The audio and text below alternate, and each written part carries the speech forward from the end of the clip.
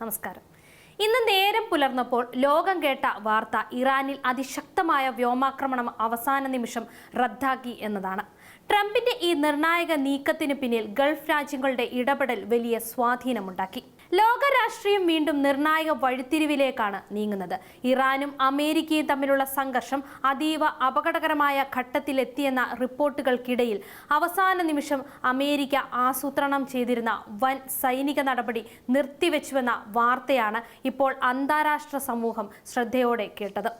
American president Donald Trump മാധ്യമങ്ങളോട് പ്രതികരിച്ചത് ഇങ്ങനെയാണ്: ഇറാനെതിരെ വലിയ തോതിലുള്ള സൈനിക ആക്രമണം പരിഗണിച്ചു വരുന്നെങ്കിലും നയതന്ത്ര ചർച്ചകൾക്ക് അവസരം നൽകാൻ ആ നീക്കം അവസാന നിമിഷം മാറ്റിവെക്കുകയായിരുന്നു എന്ന്. ന്യൂജേഴ്സിയിൽ നിന്ന് വാഷിംഗ്ടണിലേക്കുള്ള യാത്രയ്ക്കിടെ എയർഫോഴ്സ് 1 വിമാനത്തിലായിരുന്നു ട്രംപിന്റെ ഈ പ്രതികരണം.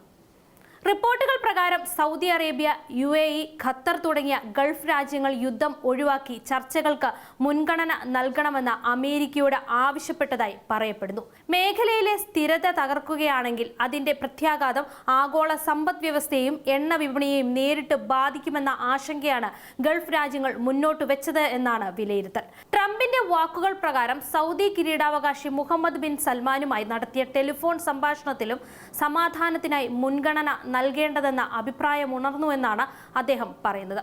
യുദ്ധം ആരംഭിക്കുന്നതിനേക്കാൾ ചർച്ചയിലൂടെ പരിഹാരം കണ്ടെത്തുന്നതാണ് നല്ലതെന്ന നിലപാടാണ് ഗൾഫ് നേതാക്കൾ സ്വീകരിച്ചതെന്നും ട്രംപ് അവകാശപ്പെട്ടു. അതേസമയം അമേരിക്കയും ഇറാനും തമ്മിൽ പുതിയ നയതന്ത്ര ചർച്ചകൾ ആരംഭിക്കുമെന്ന വിവരവും പുറത്തു വന്നിട്ടുണ്ട്. ഹോർമൂസ് കടലിടുക്കിലെ കപ്പൽ ഗതാഗതം, മേഖലയിലെ സുരക്ഷ, ഇറാൻ പിന്തുണയ്ക്കുന്ന സായുധ ഗ്രൂപ്പുകളുടെ പ്രവർത്തനങ്ങൾ, സാമ്പത്തിക ഉപരോധങ്ങൾ, എണ്ണ കയറ്റുമതി തുടങ്ങിയ നിർണായക വിഷയങ്ങളാണ് ചർച്ചകളിൽ ഉൾപ്പെടുത്തുക എന്നാണ് റിപ്പോർട്ടുകളുള്ളത്.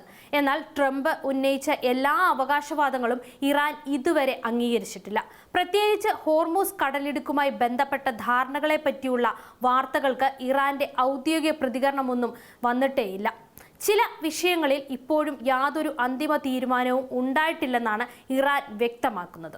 ഇതോടെ ലോകത്തിന്റെ ശ്രദ്ധ ഇപ്പോൾ ഈ നയതന്ത്ര ചർച്ചകളിലേക്കാണ് നീങ്ങുന്നത്. ചർച്ചകൾ വിജയിച്ചാൽ പശ്ചിമേഷ്യയിൽ ഒരു വലിയ യുദ്ധ സാഹചര്യം ഒഴിവാക്കാനാകുമെന്ന പ്രതീക്ഷയുണ്ട്. എന്നാൽ ചർച്ചകൾ പരാജയപ്പെട്ടാൽ സ്ഥിതിഗതികൾ വീണ്ടും സംഘർഷഭരിതമാകാനുള്ള സാധ്യതയും തള്ളിക്കളയാനാകില്ല. അടുത്ത ദിവസങ്ങൾ അമേരിക്ക ഇറാൻ ബന്ധത്തെയും പശ്ചിമേഷ്യയുടെ ഭാവിയെയും നിർണയിക്കുന്നതായിരിക്കും. സമാധാന ചർച്ചകൾ വിജയിക്കുമോ അതോ മേഖല വീണ്ടും യുദ്ധഭീഷണിയിലേക്ക് നീങ്ങുമോ എന്ന ചോദ്യത്തിനുള്ള ഉത്തരമാണ് ലോകം ഇപ്പോൾ കാത്തിരിക്കുന്നത്.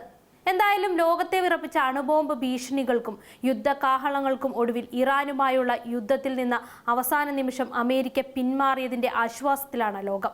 ഇക്കാര്യത്തിൽ ഗൾഫ് രാജ്യങ്ങളിൽ നിന്നുണ്ടായ സമ്മർദ്ദമാണ് ട്രംപിനെ തീരുമാനം പിൻവലിക്കാൻ നിർബന്ധിതനാക്കിയത്. ഇറാനെതിരെ ആസൂത്രണം ചെയ്തിരുന്ന അതിശക്തമായ സൈനികാക്രമണം പിൻവലിച്ചതായും ഇറാനുമായുള്ള നയതന്ത്ര ചർച്ചകൾ തിങ്കളാഴ്ച ഉച്ചയ്ക്ക് ശേഷം ആരംഭിക്കുമെന്നും ട്രംപ് ഔദ്യോഗികമായി പ്രഖ്യാപിച്ചു. രണ്ടാം ലോക മഹായുദ്ധത്തിന് ശേഷം ലോകം കാണാനിരിക്കുന്ന ഏറ്റവും വലിയതും വിനാശകരവുമായ ആകാശ ആക്രമണത്തിനാണ് ഞായറാഴ്ച അമേരിക്കൻ സൈന്യം പദ്ധതിയിട്ടിരുന്നത്. എന്നാൽ അവസാന നിമിഷം നയതന്ത്ര ചർച്ചകൾക്ക് ഒരു അവസരം കൂടി നൽകാനായി US സൈനിക നീക്കം ഉപേക്ഷിക്കുകയായിരുന്നു. പ്രത്യാക്രമണം കൂടുതൽ അപകടകരമായ അനിശ്ചിതത്വത്തിലേക്ക് വഴിവെക്കുമെന്നും ആക്രമണത്തിന് നിന്ന് പിന്മാറണമെന്നും മേഖലയിലെ പ്രധാന ശക്തികളായ സൗദി അറേബ്യ, UAE, ഖത്തർ എന്നീ രാജ്യങ്ങൾ ട്രംപിനോട് ശക്തമായി ആവശ്യപ്പെടുകയായിരുന്നു.